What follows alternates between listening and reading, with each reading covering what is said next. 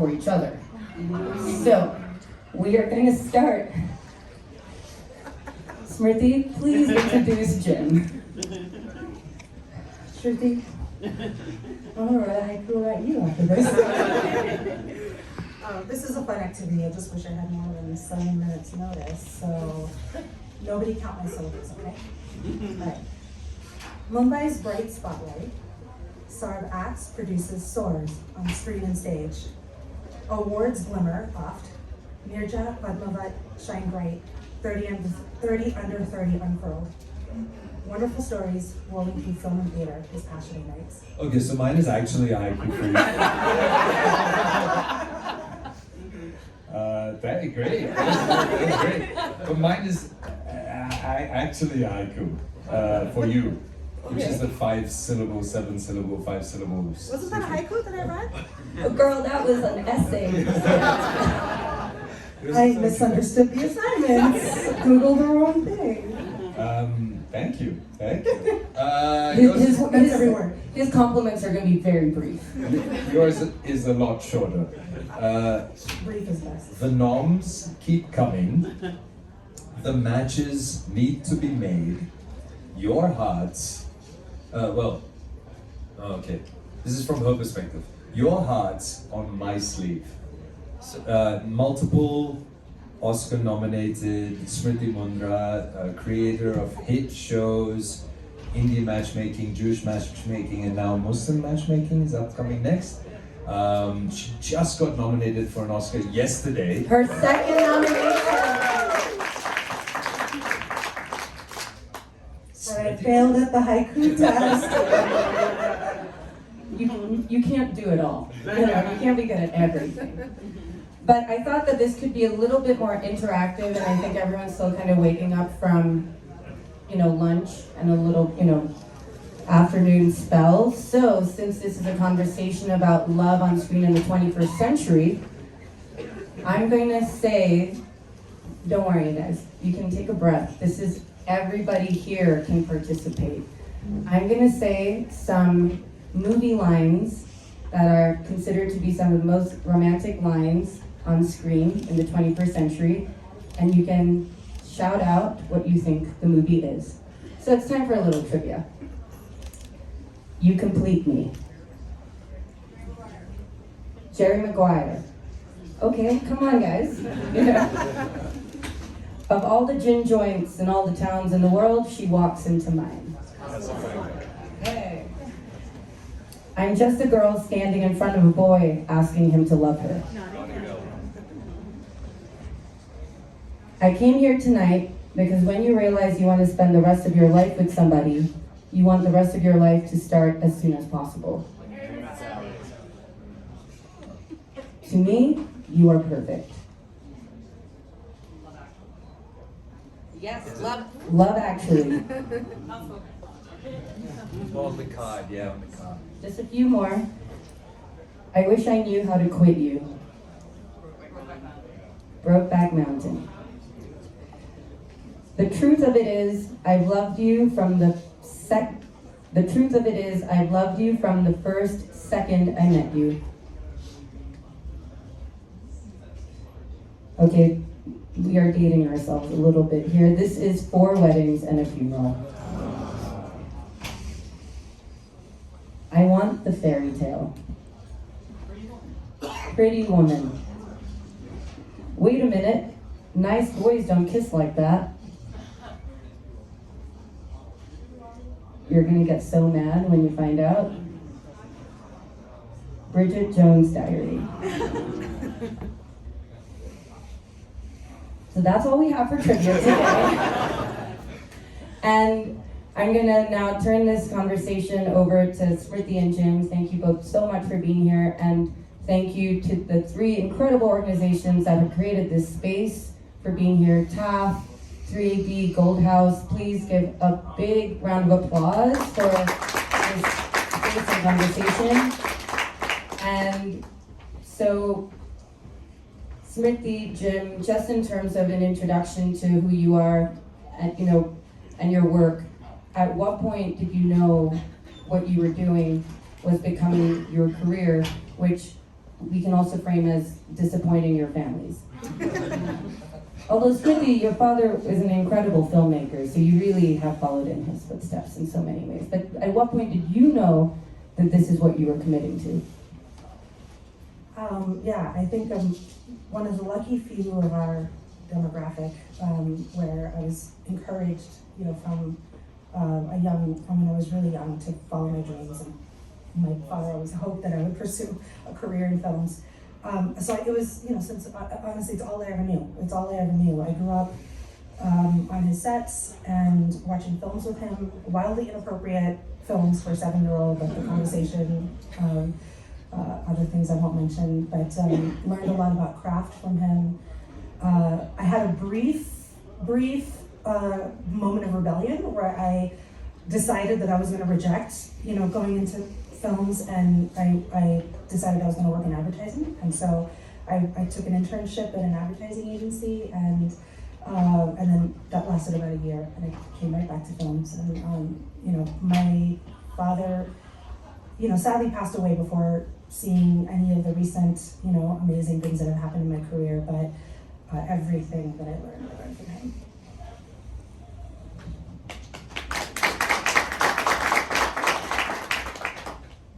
Jim? I think I graduated from university and started working in a theater and continued to act in theater, and then spent a year on like a spiritual exploration in between. And even during that period, it was like the only thought that kind of stuck with me was, if I died on the side of this mountain, or if I was lying there dying, would I regret anything? And it was always like that you weren't moving towards being in or making films. So then I came back to Bombay, continued to act in theater, got cast in films, and here I am. So it's just kind of always been the only thing that has kept my interest for longer than a short amount of time. Well, I have known Smriti and Jim separately for a very long time. Jim, we actually worked together 12 years ago, before you really, I think, had committed to your film life. Yeah. Can you share what I made you do? Yeah, she was working for MTV, and she was producing a bunch of short little segment pieces, video pieces, where I think I had to travel around Bombay and imitate street hawkers, who call out to people as they walk by.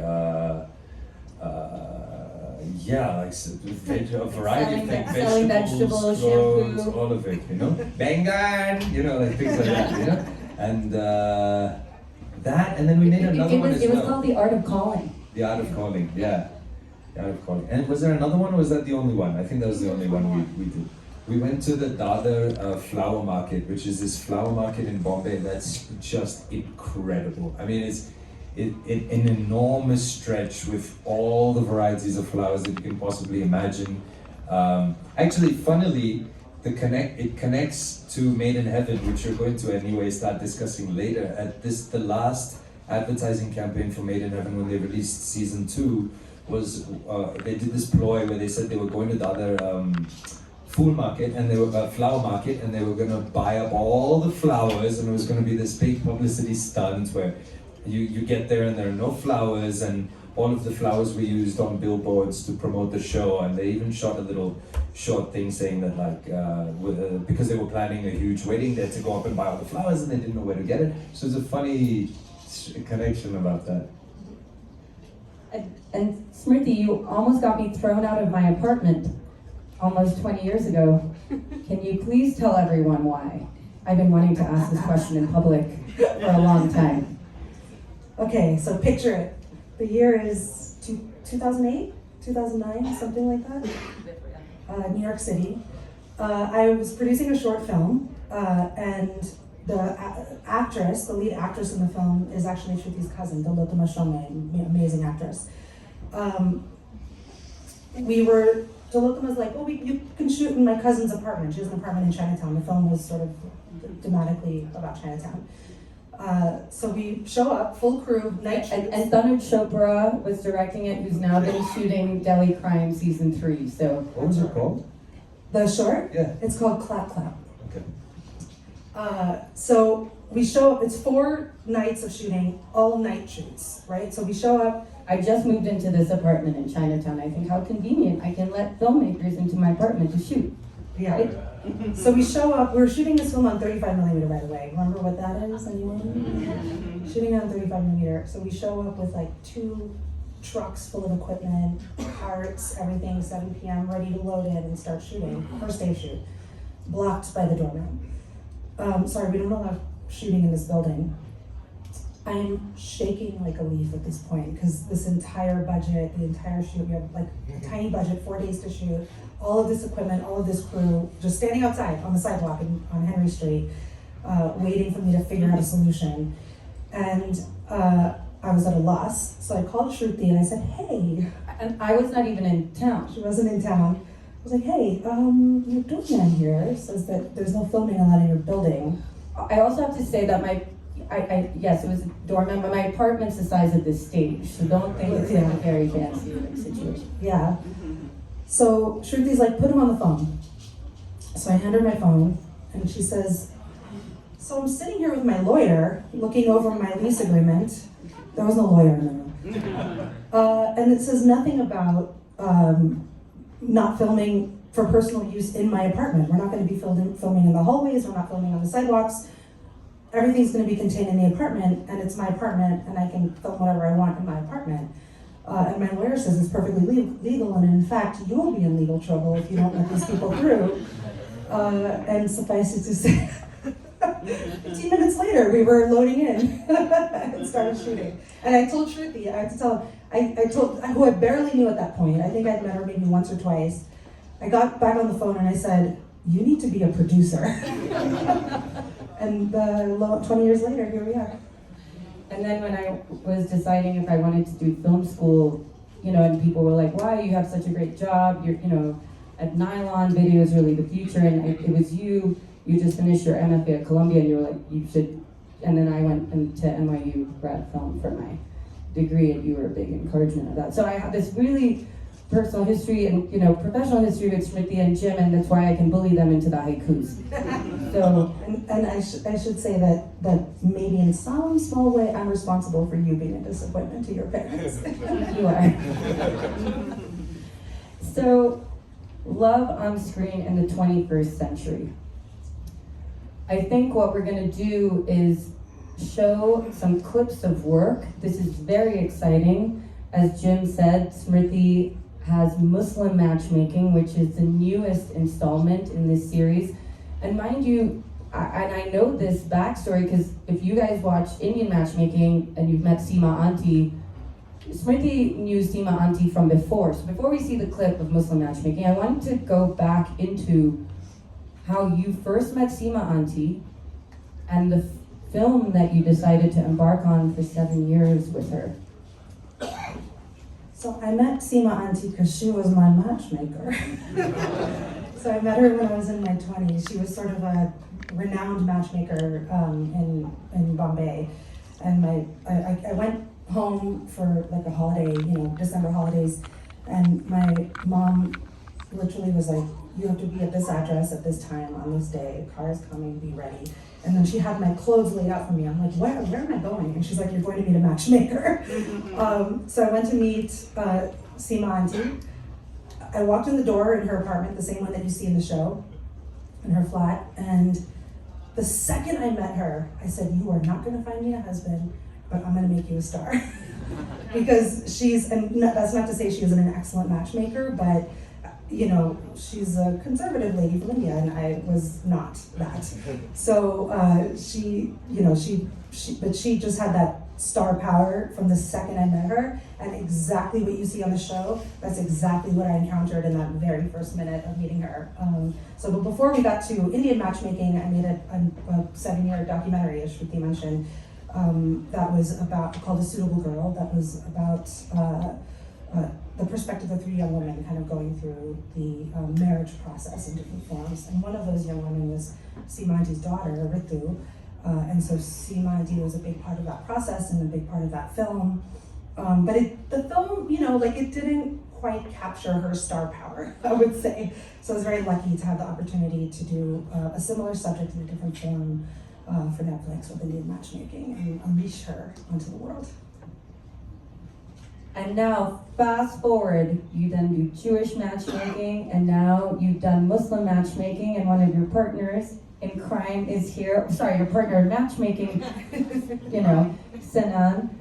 And so tell us about how Muslim matchmaking came about, and then we are going to watch a clip which is very exciting. Nobody has seen this. You are the first people to see this. So tell us how this came about.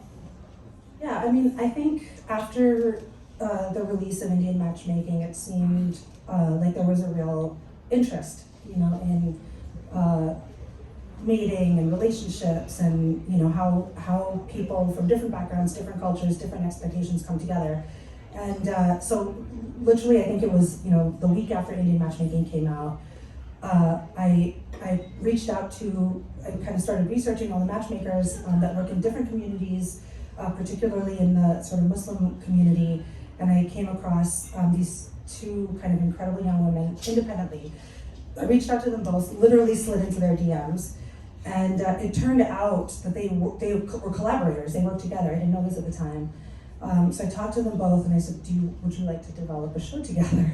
And so they were luckily on board with that. And then I talked to Sinan, who's been a dear friend and a great, someone whose work I've really admired, and said, would you like to make a matchmaking show with me? And that was 5 years ago, and here we are. And so I think this is a time for us to watch this clip. People do not know how to date. That's why they come to us. As a matchmaker, we're here to help we you put get your this wings on. on hold? The video is not on. I want you to feel chosen, and I want you to Sorry. choose. For Muslims, Everybody cover your ears.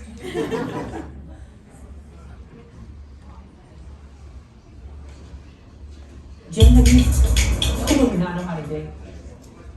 Jim, in the meantime, have you seen Indian matchmaking? I've watched a couple episodes, yeah. And?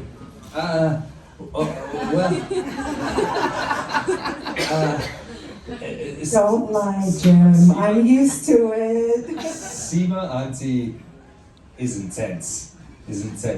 I remember watching a couple episodes and thinking, it was one of those ones where also some of the pairings was so funny and such archetypes of people you've met in Bombay. So it's part of it is also a little bit of a hate watch, just like looking to see if this person is ever, this mama's boy is ever gonna find somebody, or if he's ever gonna come out of his shell, or if he's ever gonna really be able to see a partner for who she is and not just be under the thumb of his parental expectations. And yeah, I remember watching a couple episodes in that, like that. But like you, I don't think I'd ever seriously go to a matchmaker or really consider it personally. So I think that's kind of where it ended for me. I love a hate watch. Yeah. Hate watches are powerful. Yeah. Hate watches drive ratings. It's more like some of the archetypes were just, it was like, yeah, I know that guy. Or yeah, I know that lady. I've met You're this like, that guy before. is me. Traumatized by it. We are ready for this clip. So everybody, that's a terrible picture of me, but yes. People do not know how to date. That's why they come to us.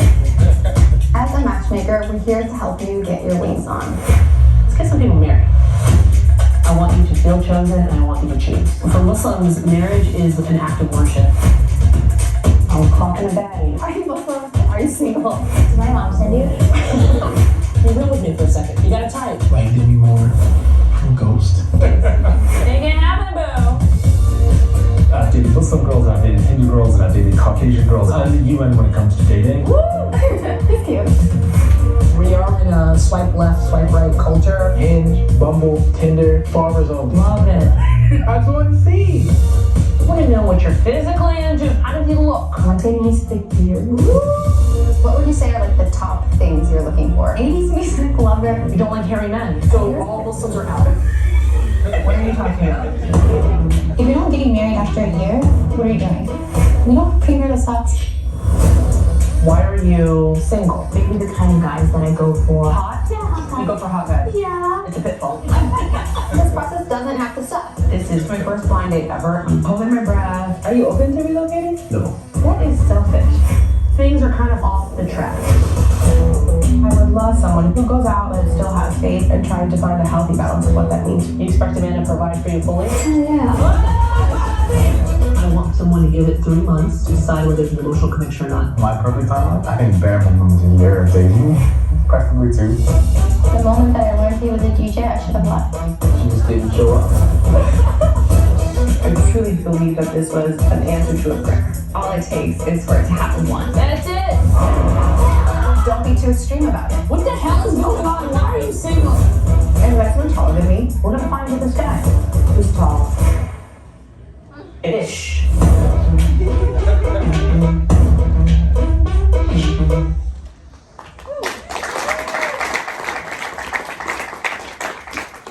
If this is bringing up a lot of trauma for anyone, don't worry, there will be a mixer with alcohol in a few hours.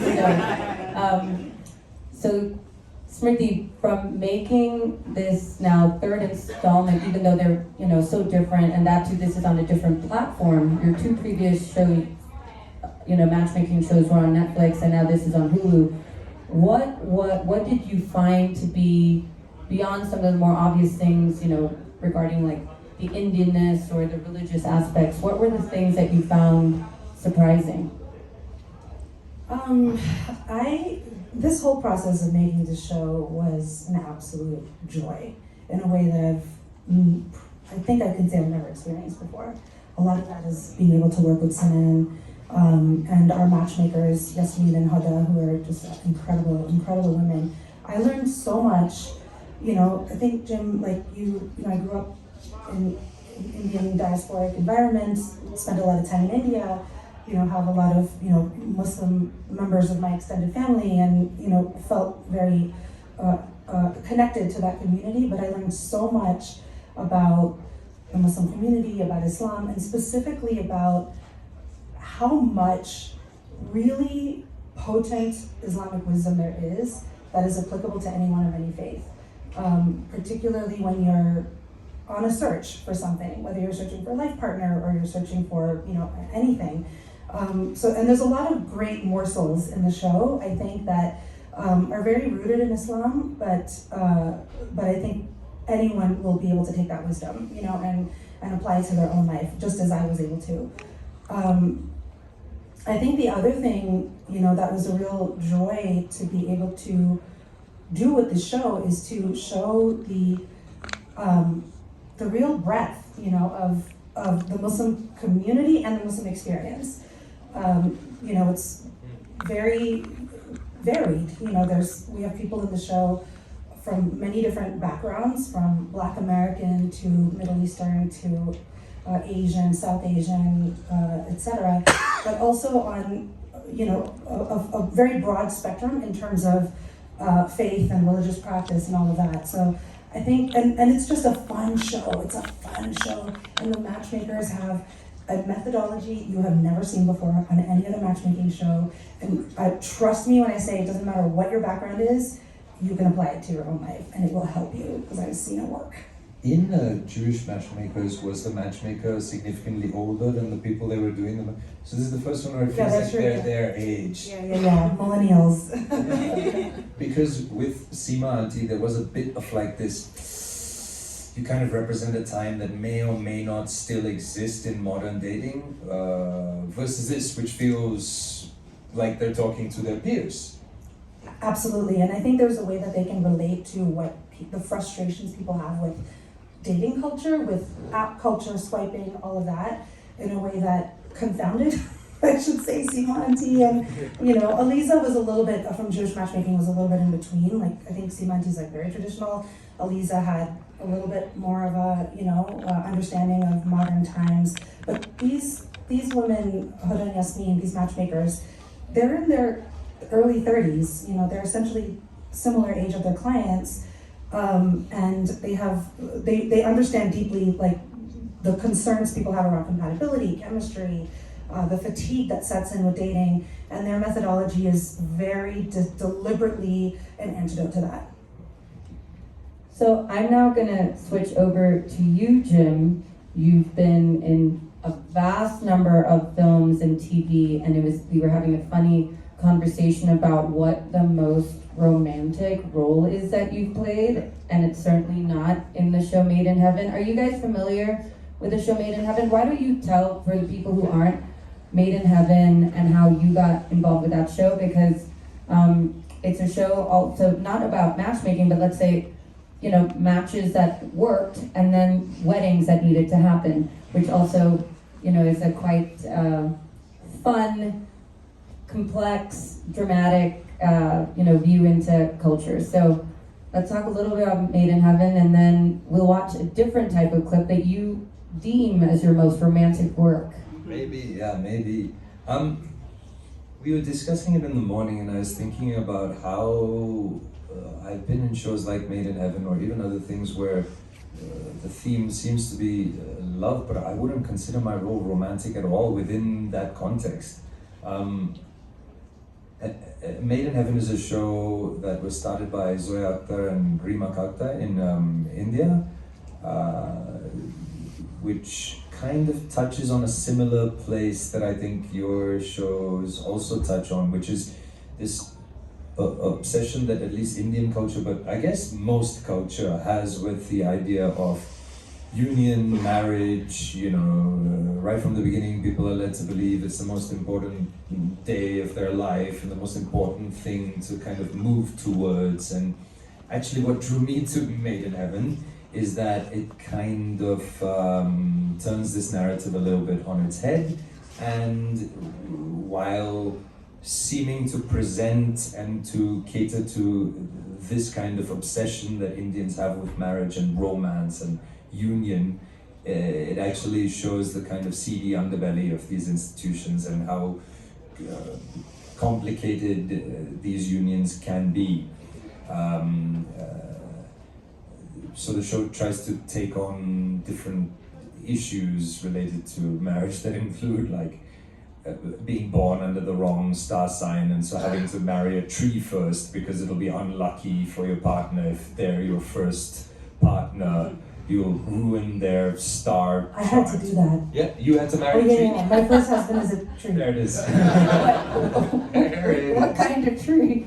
Yeah, there's like this slur almost called Manglik, right? Manglik, yeah. Which is that based on the star signs that you were born under, you're just going to be incredibly unlucky for your first partner. You're going to be very unlucky for their career or for their health or for whatever it is. So you marry the tree dies or whatever, it doesn't produce any apples, and as a consequence your next marriage is fine, is safe now, is clean.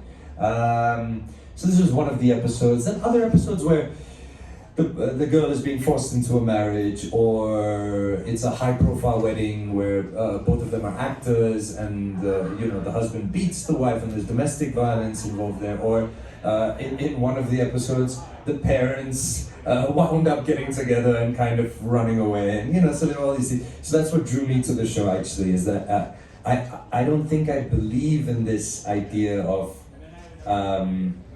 a happily ever after love of your life kind of union. I just don't think that exists. I think so many people could have been the love of my life, and you know, if relationships take work, and it's more like a partnership and a decision to continue to work on things together. And of course, there's, you know, so when you were saying all those romantic lines at the top of the show, I was just thinking how, like, yeah, that's why it's movie lines.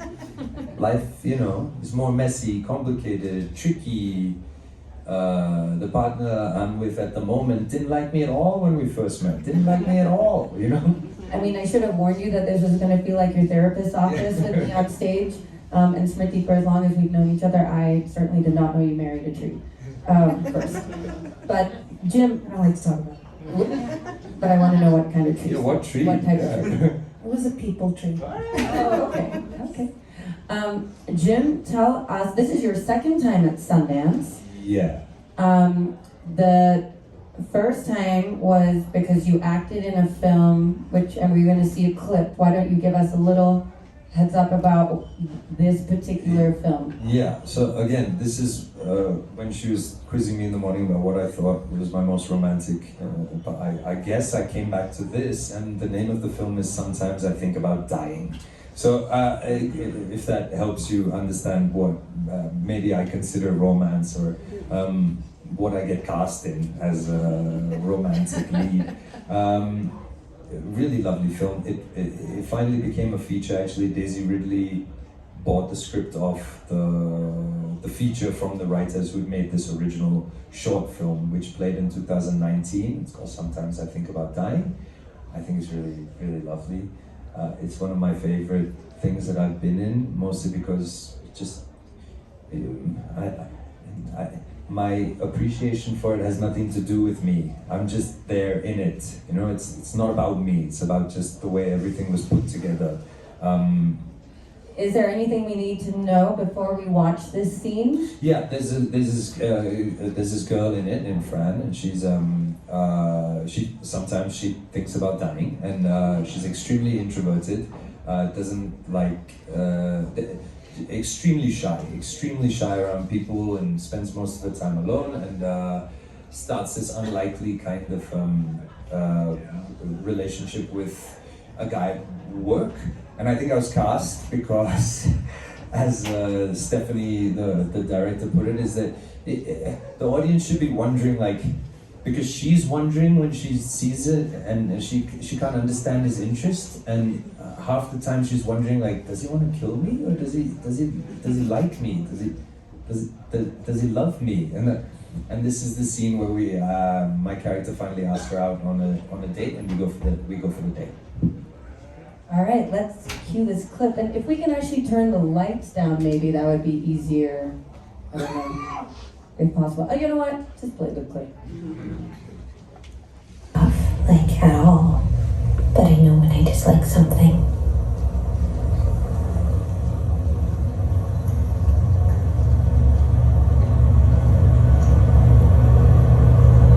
I should go home. Do you want to get some? Are you hungry? Do you want to get some food?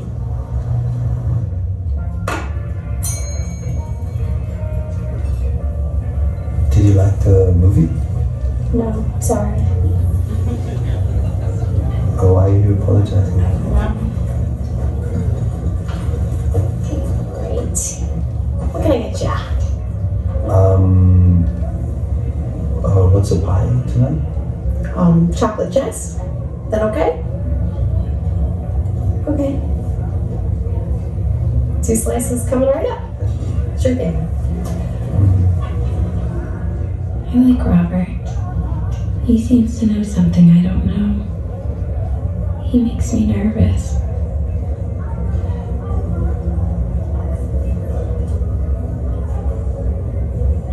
What did you like about the movie?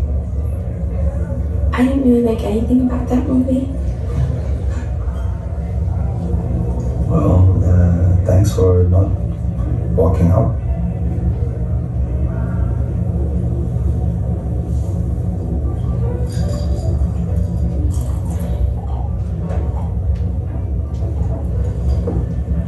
So, what do you do apart from work? I don't really do anything.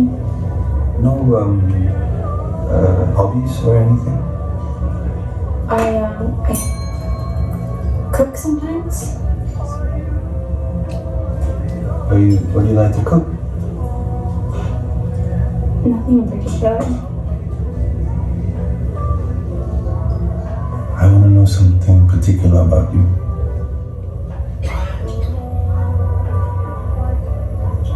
Why? I think you're interesting.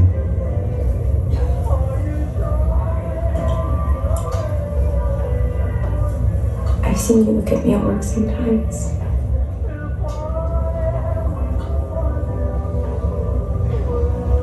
It's true. I've seen you look at me too.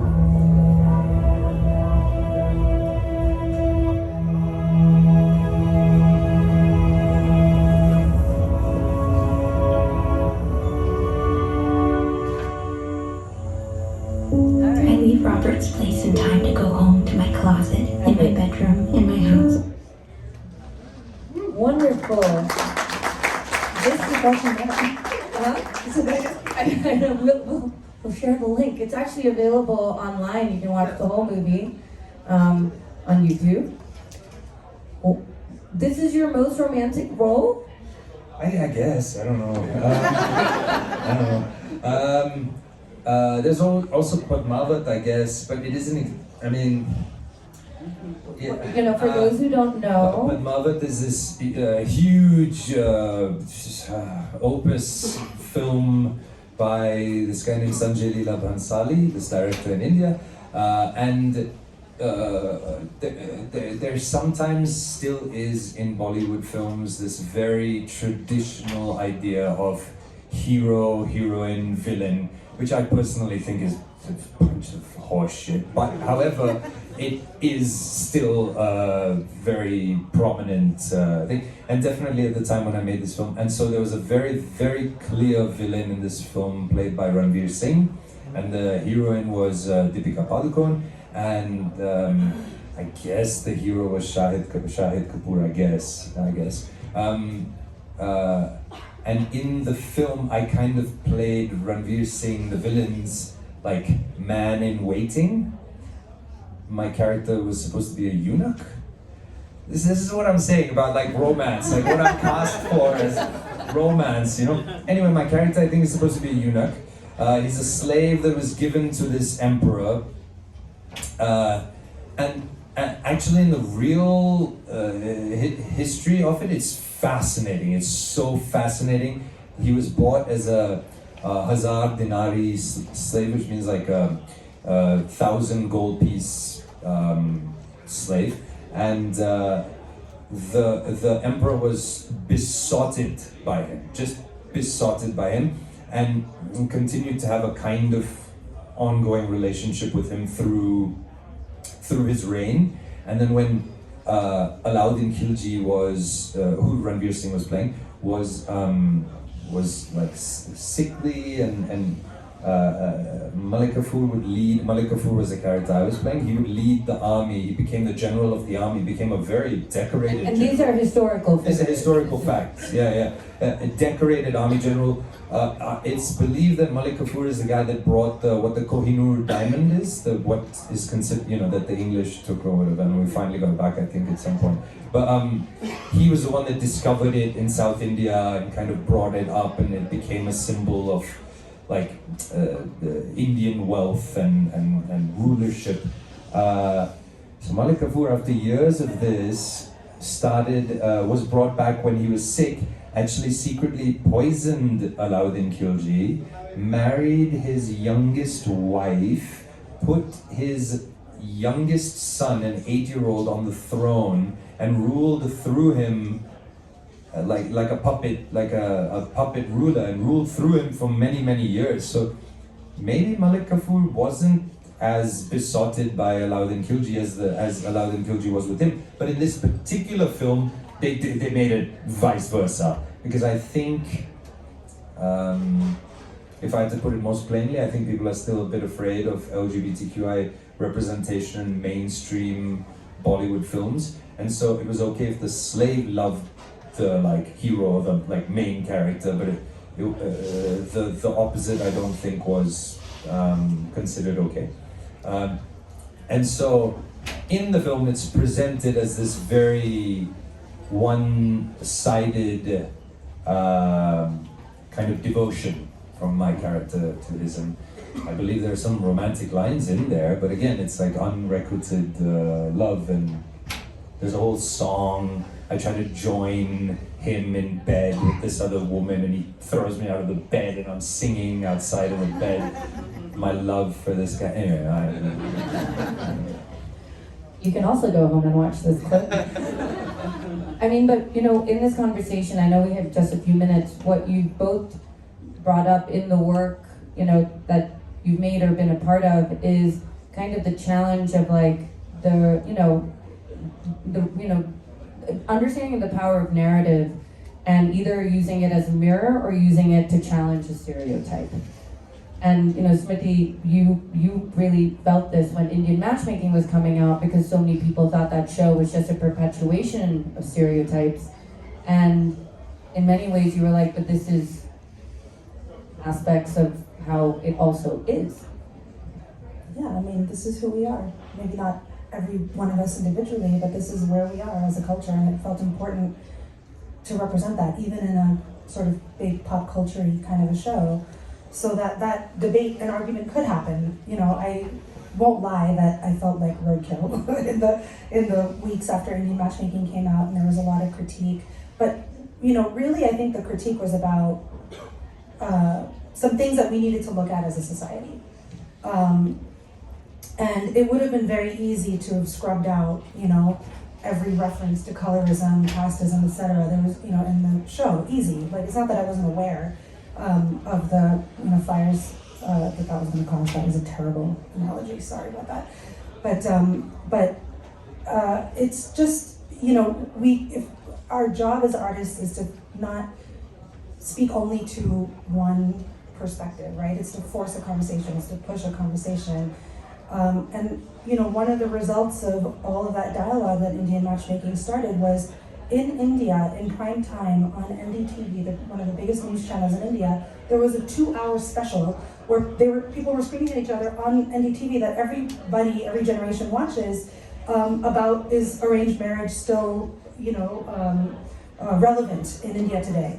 And sometimes as artists you have to provoke, and you have to be willing to take the shots that come with that kind of provocation in order to foster important conversations, important dialogue. Yeah.